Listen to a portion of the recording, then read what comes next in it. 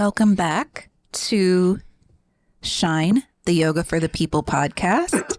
I am Kari. I'm Ramah. And on season 1, we talked about the yamas and the niyamas. And this season, we're going to talk about the kleshas, which are the obstacles. And they are the things that keep us from living, from enlightenment. Oh, this will be good for us, I think. Oh, yeah. Okay. Absolutely. So, Also, welcome back. welcome back. We talk a lot. Yes. Not to the people that, Yeah. to the 5 people? 6? I don't know. We're going to work on building a collection One of my time. friends on her Spotify Wrapped, we were her 3rd most listened to podcast. I love that. Yeah. I do.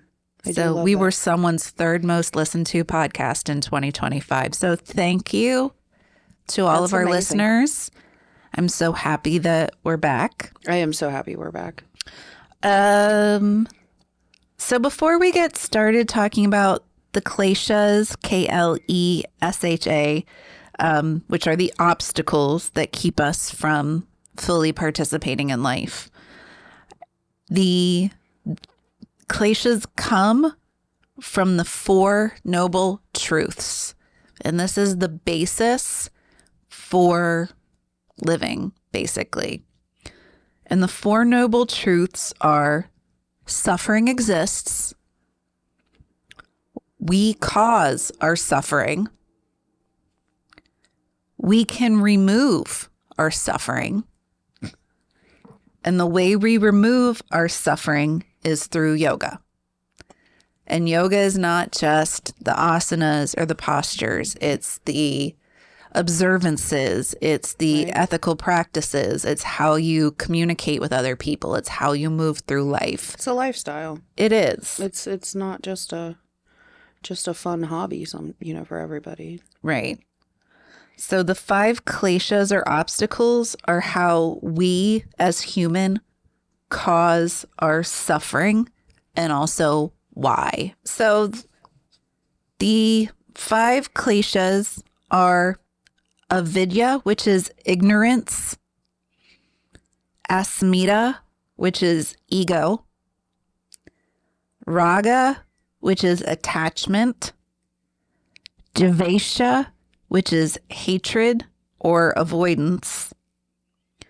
And I know this one we're going to dive deep into, and I don't want to say you're going to enjoy it, but you're going to have a lot to say about it, is abhinivesha, which is clinging to bodily life. Okay. We are afraid To die. Sure. Sure. And so everything we do is to not die. Is to keep us alive. Yeah. Right. So in yoga, in Hinduism, there's this belief that our self, our true self, is never changing and it's never ending. So we, as mortal humans, mostly don't know what our true self is. Right. And everything we do is because we think our ego is ourself.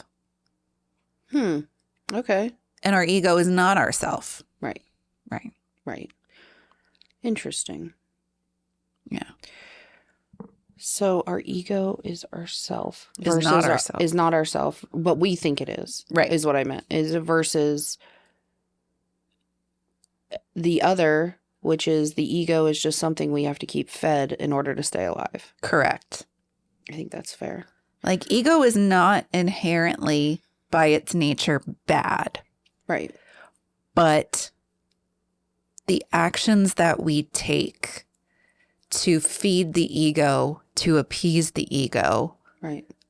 ultimately cause our suffering. Correct. That makes sense. Right. Right. I mean, if you look at like a Freudian type of look at our, ego, ego and superego, it's just a balance is what it's supposed to be, or what it was framed as by Freud. Right. It's just it's that middle ground where it's like, okay, you're not the id, which is the baby, and you're not the superego, which is the moral superiority. Right, the Trump type of vibe, right? Or any politician, it feels like. It doesn't even have to be right one way or the other. Or the ego is supposed to be like our balance, according to Freud. So when we overdo it and we keep feeding and feeding and feeding this balance, of course, it's going to take on a life of its own. Right. So in Hinduism, there is Purusha, which is your true self, and Prakti, which is everything else, which is nature, anything that is not your true self. We are ignorant of the difference. We don't know the difference between the self and that which the self owns. Okay. So my body is not myself. Right. My mind is not myself. Right. You're a meat sack. Right. Sure. And not even my brain. Like, there's your brain, there's your mind, there's your body, there's your soul. That's all things the self owns. Right. And those are fluid and dynamic. Mm-hmm. They change. Right. The true self never changes. Okay. That makes sense. Yeah. Yeah. Because, I mean, think of it. I mean,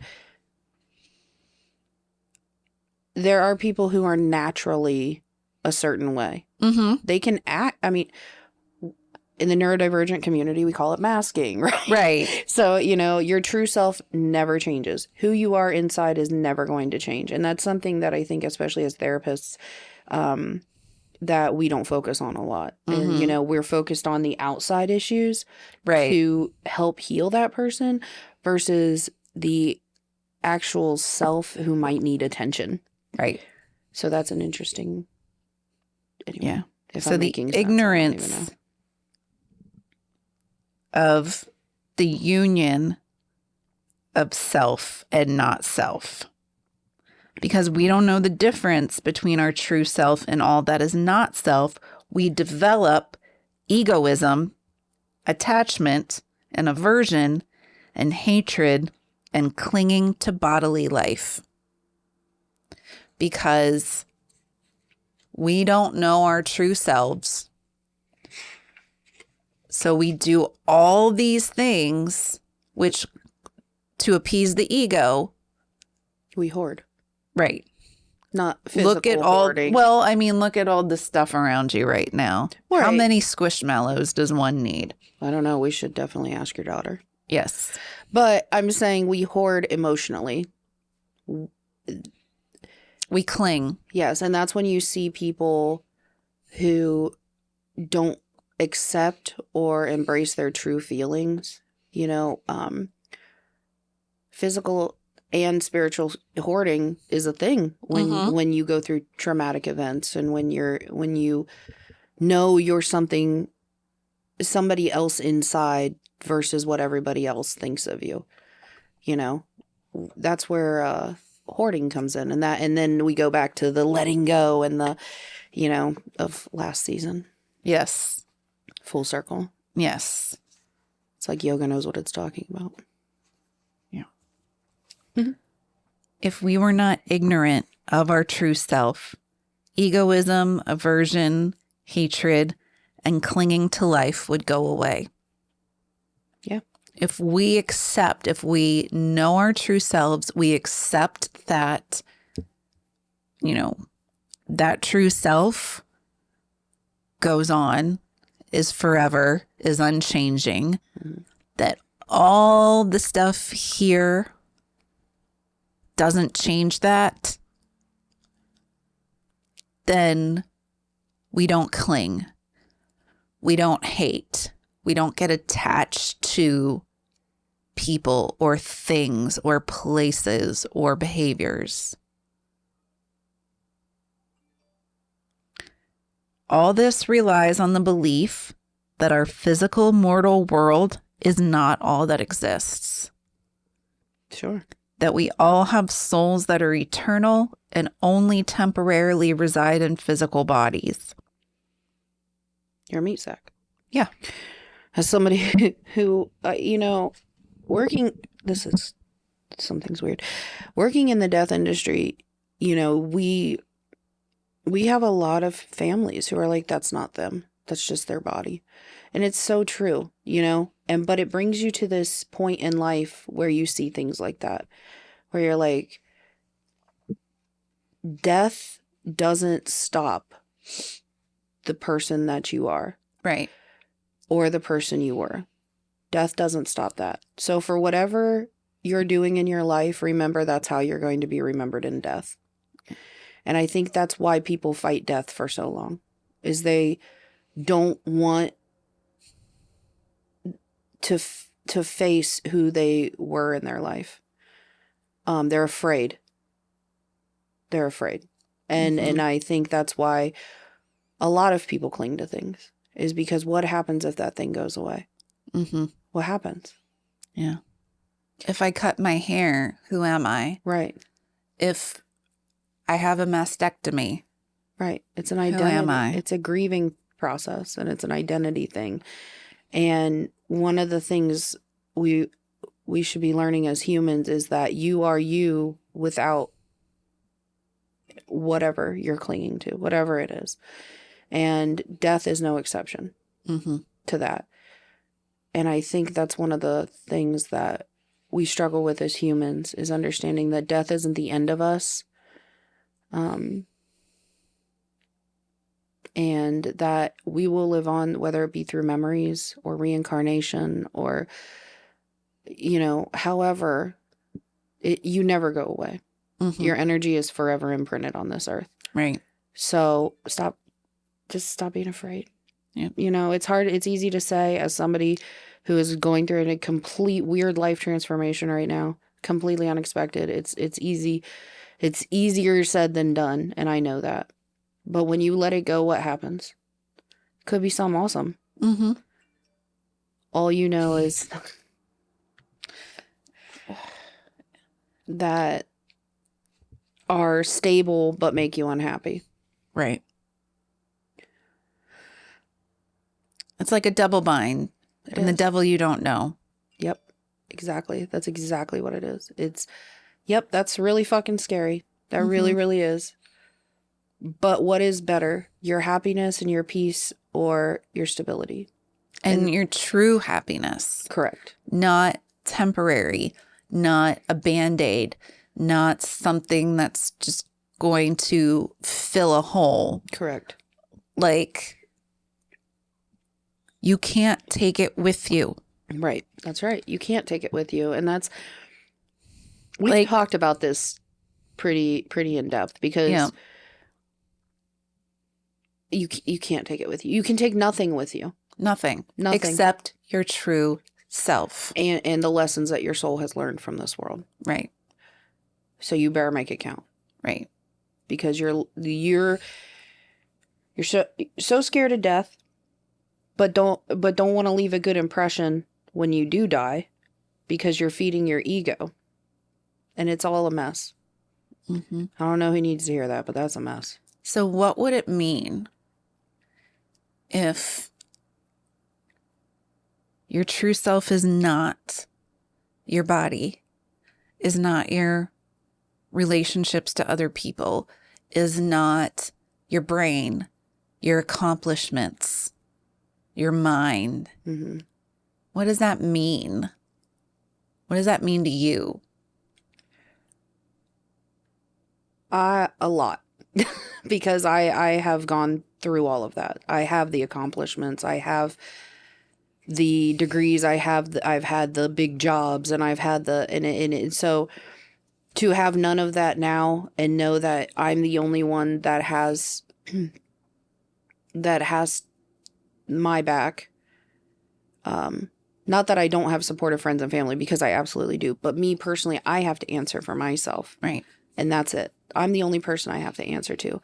So to know that you have been able to strip yourself of all those expectations of yourself and going back to your true self, and for me to leave with my true self is how I want to be remembered. I want to be that person that they said she really knew who the fuck she was.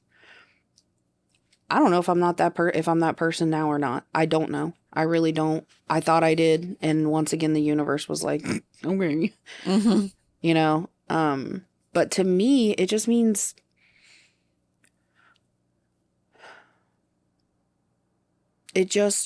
focusing on what makes you happy. I truly believe that as a society, we have placed so much value on us making other people happy that in total and in whole, that's why we're so unhappy as humans. Right. Is because our whole life it's been make the parents happy, make the grandparents happy. Then it was make the teachers happy. Then it was make the bosses happy. Then it was make yourself happy, but that was always last. Make your spouse happy. Make Right. your kids happy. Right. So to be able to strip all of that and delve into yourself takes a lot. And it's a lot time. And what even is happy? Right. How do you know when you're happy? Right. Because every time I'm happy, it's not it. It's not the end. You know, it's not the final stage. And then I go through these terrible phases and then I'm happy again. And it's like, I don't understand why I'm learning all of these lessons in the manner that I'm learning them. So where are we ending up? Where are we landing? Right. You know? And if we accept, like going back to those 4 noble truths, everyone suffers. We cause our suffering. We can get rid of suffering. We can get rid of suffering through yoga. And that is learning who our true self is. Right. None of this material, mortal world Right. is going to last forever. Not even close. You can't take it with you. Right. What is the purpose of holding others down, trying to attain things and status? Right. And I'm just being really for real. Like, I've never understood feeling superior. I've never understood holding others down to get ahead. Like, yeah, drowning people doesn't make you breathe better. And I don't understand why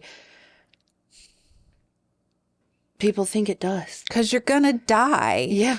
Regardless. And do you want to die being miserable and people don't like you? yeah. I mean, if we really go into it, doesn't matter if people like you, but I'm saying if you're going to die and you're an asshole and people don't like you, like that sucks. Right. Bad. You did something wrong. you were, I don't care if people like me, but they will respect me and they will know that I'm a good person, even if they don't like me. we've been dealing a lot with grief and not masking grief and not numbing myself to the grief of people in my life that should have been a certain way and weren't. And I've never allowed myself to fully grieve that. And I think it comes in waves now of allowing that. But I'm mad and I'm sad.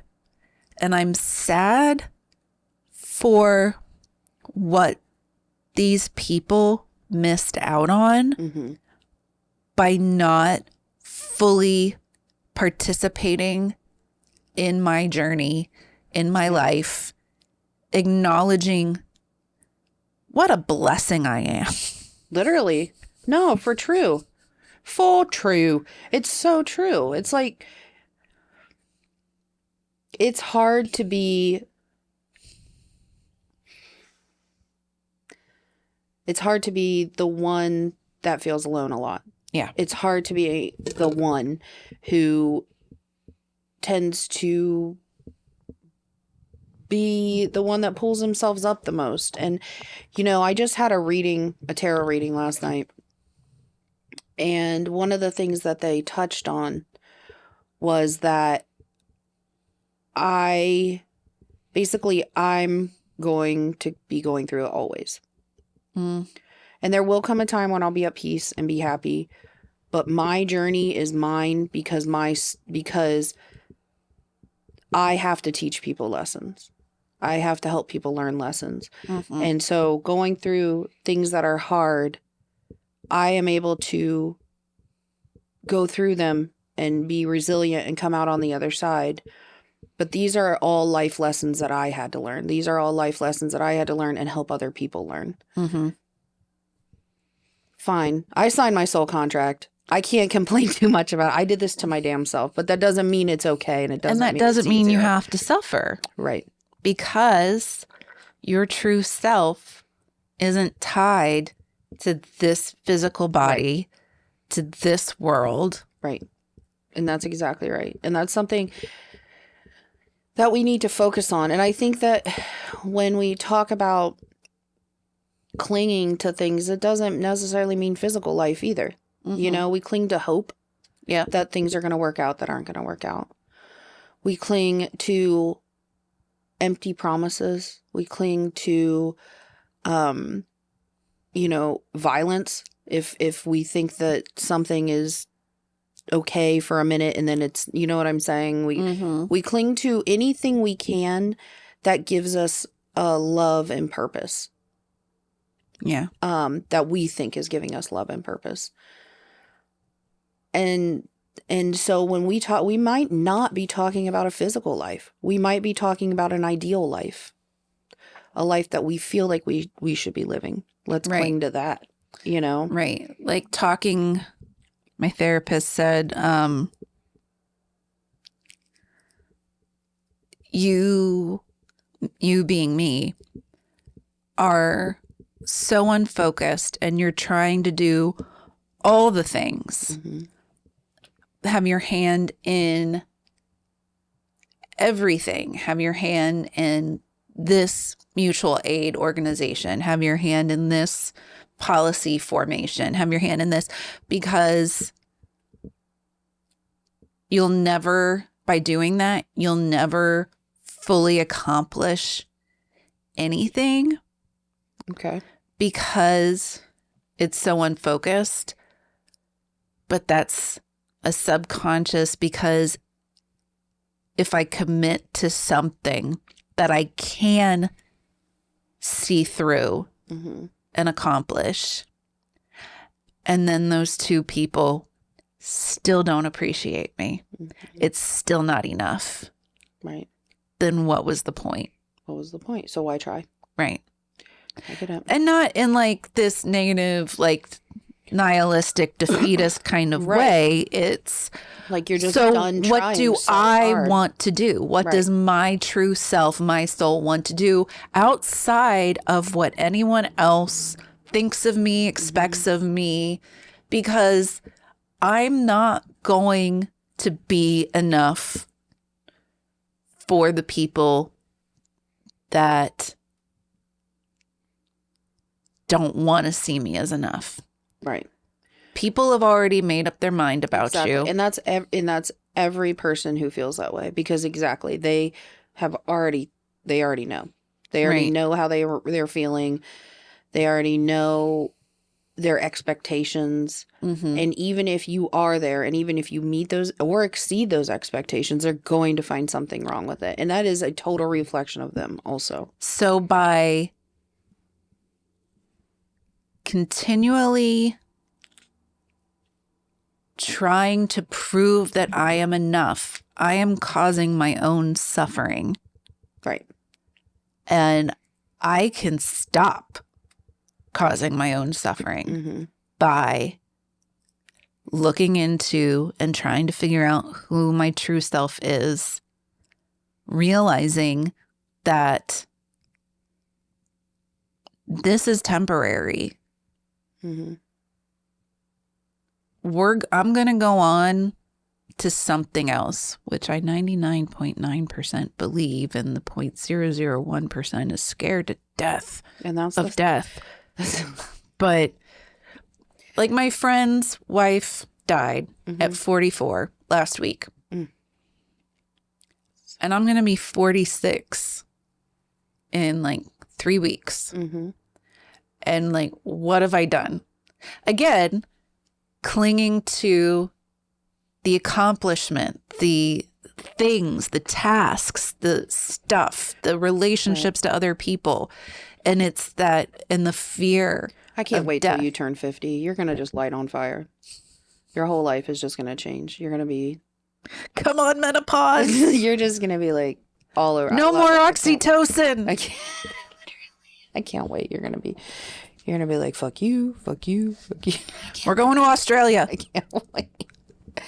I agree though, man. Like in some ways, yes, we are responsible for our own suffering. But at what, like we're not responsible for things that happen to us out of our control. It's our reaction. Right. And we don't, and bad things are going to happen, or things that are traditionally perceived as negative, but we don't have to suffer. Right. Because of it. Yeah. I just, I don't have to get physically angry every time a politician says or does something heinous. But you should. But I don't have to suffer because of it. I don't have to let it ruin my day. I can look at it and say, they are sowing their own stuff. They are working through their karmic energy. The problem is their karmic energy is fucking us all up. I mean, great. Good. You're working through good. I'm glad you're learning soul lessons. That's perfect. Can it not affect my rights? Can it not mean that children are being pulled out of their beds at night and taken away screaming from their parents? Can it not mean that? Right. Your karmic energy doesn't need to come back on somebody else. Right. Period. And if they listen to this podcast and read the Yoga Sutras of Patanjali and the Upanishads and the Bhagavad Gita. They can't even pronounce those words. Leave them alone. Yeah. It's fine. Tylenol. Today, Junior. I just don't have any patience anymore. I just don't. And that's my problem. Is I have, especially with mediocre white men, I just don't have it anymore. Stop giving men microphones. And I heard that. I'm just tired of you blaming men for grouping men together. Men are trash. Yeah. Period. If being gay was a choice, how many more lesbians would be in the world? A lot. Yeah. A lot. I might, what's it called when two straight women get married? It's not a lavender. It's not a lavender. I'm not sure. Is that like a black marriage? Like not like that. Like the opposite of lavender. Like the color black. Right. The race. Yellow. Yellow marriage? Yeah, because yellow is the opposite of purple on the color wheel. So Okay, maybe would it be like, buttercream? like the color of your walls? Yeah. That would be the color. Yeah. Is that chartreuse? A pastel yellow marriage. Yes. That's what we need. A pastel yellow marriage. Yes. I just don't understand it. Now, as far as death is concerned, I'm going to talk about it because I think a lot of people are scared about death. I think we have talked about it very, very a lot. That's not a real word or a real saying, but that's a lot. That's how much we've talked about it because I am a death person. Right. I do enjoy talking about death. I've always been, interested in it. And of course I work in the industry. I think people are really scared of it because of the unknown, and that's fine. Yep. But that doesn't mean you stop living, and it doesn't mean that you stop making changes and doing things right. Everybody meets an eventual end. Yes. That's the Every physical body, not your true self. correct. Every physical body meets an eventual demise. And whether that be tomorrow or in 30 years, that's not up to us. But, right. It happens. And when we are talking about shedding that fear and letting the fear of that go, right? That's kind of what we were touching on. I think that really plays into discovering your true self. I'm not scared of death. Right. I'm not scared of death at all. And I think that part of people being so terrified of death with the unknown is because they are not ready to die. Right. And I'm saying because they think that the things they do here are more important and are right. indicative of their value. Correct. I need to accomplish things. I need to do important things. I need to make the world a better place or not. I need to have all this property and all this money and these relationships. And if I don't accomplish those things, then my life was worthless. Right. And And what was the point? My favorite example is Tesla. He died broke, crazy, alone. And we mean Nikola Tesla. Yeah, not the company. Not the company. Although it hopefully will meet its same fate. But anyway, that's my favorite example. And the reason is because you can say Tesla, Nikola, and even if it's the younger or whatever, people who are unaware that Nikola Tesla even existed, which is a lot of people, surprisingly. Everybody's heard of Edison. Nobody's, not many people have heard of Tesla or learned about him or whatever. And so I like to use that example because, yes, Tesla died alone, crazy, poor, was murdered. He did not die naturally, but that's fine. That's another conspiracy theory for another day. Mm-hmm. Okay. He died.